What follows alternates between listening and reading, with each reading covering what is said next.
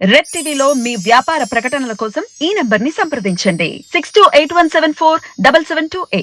నమస్తే. ప్రస్తుతం మనతో పాటు సీనియర్ జర్నలిస్ట్ జగదేవ్ గారు ఉన్నారు. ఆయనతో మాట్లాడదాం. నమస్తే సార్. నమస్తే అండి. సార్, టీడీపీ జనసేన ఇప్పుడు పొత్తు కోసం ఢిల్లీ వెళ్ళారు బీజేపీతో. సో అక్కడ ఇప్పుడు ఖరారు అయ్యాయి అని చెప్పేసి మీడియా లీక్స్ వస్తున్నాయి, కానీ ఇంకా ప్రెస్తో ఇంకేం చెప్పలేదు. ఒకవేళ ఇది ఖరారు అయితే ఎక్కడెక్కడ స్థానాలు బీజేపీకి ఇచ్చే అవకాశం ఉంటుందంటారు? ఇది గత 3 నెలలుగా నానుతూ వస్తున్న వ్యవహారం, కానీ 90% వరకు కన్ఫర్మ్ 99% వరకు కన్ఫర్మ్ అయిపోయినట్టే. ఎందుకంటే మొన్న పవన్ కళ్యాణ్ గారి వ్యాఖ్యలు చూసినా కూడా నేను ఢిల్లీ పెద్దలతో తినరాని చేవట్లని తిన్నాను పొత్తులకు సంబంధించి, కానీ రాష్ట్ర ప్రయోజనాలకు సంబంధించి. ఇప్పుడు టీడీపీ జనసేన అలయన్స్ కూడా మొత్తుకునేది మొదటి నుంచి మొత్తుకుంటుంది ఒకటే, ప్రభుత్వ వ్యతిరేక ఓటుని చేల్చదలుచుకోలేదు, రాష్ట్ర ప్రయోజనాల కోసం దేనికైనా సిద్ధమే. పైగా జనసేనకి అంత అనుభవం లేదు, ఓటింగ్ కూడా అంత లేదు అని గంటాపదంగా చెప్తూనే ఉన్నాడు. దానికి కొంతమంది మేధావులు మధ్యలోంచి లేఖలు రాయడం, మాకు ఎన్ని సీట్లు ఇస్తారో చెప్పండి. అధ్యక్షుడే జనసేన అయినా పవన్ కళ్యాణే మాట్లాడినప్పుడు వీళ్ళంతా ఎవరు అంటే ఊరికే వీళ్ళందరూ వైసీపీ తరపున కోవట్లుగా ఉంటూ మళ్ళీ విడగొట్టడానికి ప్రయత్నిస్తున్నారా, సామరస్యంగా పనిచేసుకుంటున్న సమన్వయ కమిటీల మధ్యలో చిచ్చు పెట్టే ప్రయత్నం చేస్తున్నారా అనే డౌట్ అయితే వస్తుంది కదా. ఎన్ని ఇస్తారు మాకు చెప్పండి, మాకెందుకు ఈయన సింగిల్గా పోటీ చేస్తే ముఖ్యమంత్రి అయిపోయే పవన్ కళ్యాణ్ ఎందుకు కలుస్తున్నాడు, ఎందుకు మరి లాస్ట్ టైం గెలిపించలేపారు, అప్పుడు ఎందుకు ఈ లేఖలు రాయలేపారు, మన కోసం పాటుపడే పవన్ కళ్యాణ్ కనీసం గెలిపించలేకపోయారని ఒక లేఖ రాయలేపారు ఎవడైనా, ఎందుకు రాయలేదు? ఇప్పుడు వస్తున్నాయి మాటలు, వాయిస్లు. సో అవన్నీ అనేది చెప్తున్నాడు. అవన్నీ కాదు, మమ్మల్ని విడిచి వెళ్ళిపోయి మళ్ళీ రావాలనుకునే వాళ్ళకి కూడా మేము ప్లీజ్ నమస్కారం అన్నీ చెప్తూనే ఇప్పుడు ఎందుకు పవన్ కళ్యాణ్ అనే వ్యక్తి ఆచితూచి అడుగు వేస్తున్నాడు అంటే నాకు అనిపించింది. దాన్ని చాలామంది ప్యాకేజ్ స్టారు, అమ్ముడుపోయాడు, చంద్రబాబు దత్తపుత్రుడు, ఆయన ఏది చెప్తే ఇదే చేస్తాడని అంటున్నారు. కానీ మొన్న తెలంగాణ కూడా పొత్తు పెట్టుకుంది ఎందుకు, బీజేపీతో ఉండే సామరస్యం దెబ్బతినకుండా ఉండడం కోసం మాత్రమే ఒప్పుకున్నాడు నాకు అనిపించింది. ఎక్కడ పోటీ చేశారు కానీ 8 స్థానాల్లో నామకి వాస్తే ప్రచారం కూడా పెద్దగా సీరియస్ తీసుకోలేదు. బీజేపీతో సయోధ్య పోకుండా ఉండడం కోసం. మరలా సెంట్రల్లో బీజేపీ వస్తే రాష్ట్రం ఎట్లా ముందుకెళ్తుంది? ఖచ్చితంగా కేంద్రంలో ఏదో ఒక సపోర్ట్ ఉండాలి, ఏదో ఒక సెంట్రల్ పార్టీతో కదా, ఐదర్ బీజేపీ ఆర్ కాంగ్రెస్.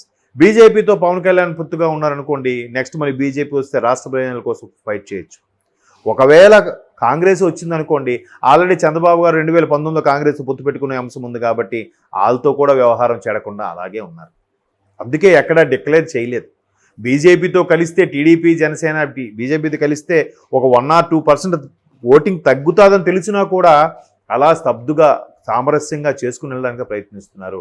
ఎట్టకేలకు అన్ని రకాలుగా వాళ్ళు తెప్పించుకున్న సర్వేలు ఏదైతేనే బీజేపీ కూడా టీడీపీ జనసేనతో వెళ్తేనే మనకి సెంట్రల్లో కూడా గవర్నమెంట్ ఫామ్ చేయగలగాము అనే కాన్ఫిడెన్స్కి వచ్చేసారు. ఎందుకంటే మోడీ గారు కూడా 400+ సీట్లు వస్తాయని చెప్పేశారంటే ఇవన్నీ ఈ మంతనాలు అవ్వకుండా అయితే స్టేట్మెంట్ ఇచ్చి ఉంటారు నాకు తెలిసి.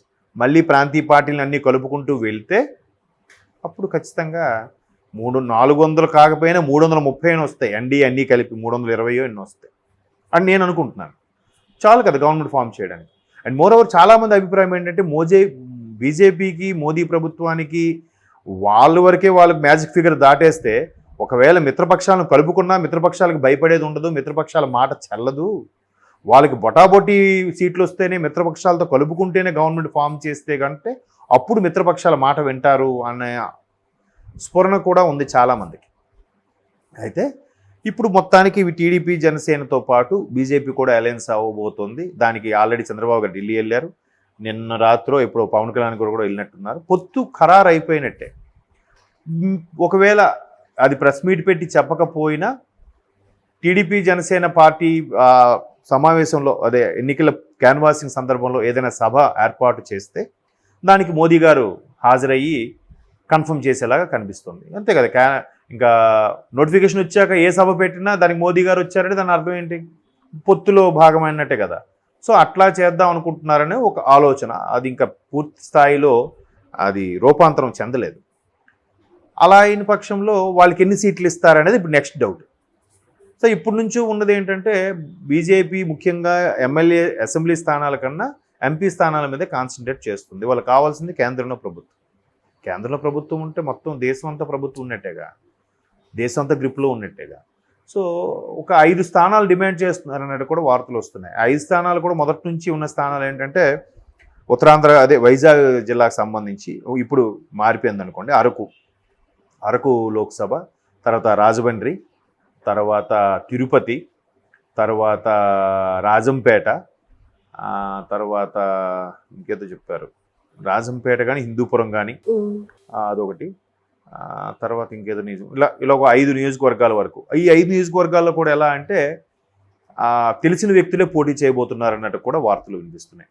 ఎట్లాగో రాజమండ్రి అంటే పురంధరేశ్వరి గారు బీజేపీ అధ్యక్షురాలు, రాష్ట్ర అధ్యక్షురాలు పోటీ చేయొచ్చు. రాజంపేట నుంచి మాజీ ముఖ్యమంత్రి, ఉమ్మడి ఆంధ్రప్రదేశ్ చివరి ముఖ్యమంత్రి శ్రీ నల్లారి కిరణకుమార్ రెడ్డి గారు, తర్వాత ఒకప్పుడు టీడీపీలో ఉండి బీజేపీలోకి వెళ్ళిపోయిన సీఎం రమేష్ గారు ఒకరు, తర్వాత మాజీ కేంద్ర మంత్రి సుజనా చౌదరి గారు ఒకరు. వీళ్ళ పేర్లు ఎక్కువగా వినిపిస్తున్నాయి. చూద్దాం మరి, ఒకవేళ అలాగానైతే ఎవరెవరు ఎక్కడి నుంచి పోటీ చేస్తారో కూడా ఒక క్లారిటీ రాబోతుంది.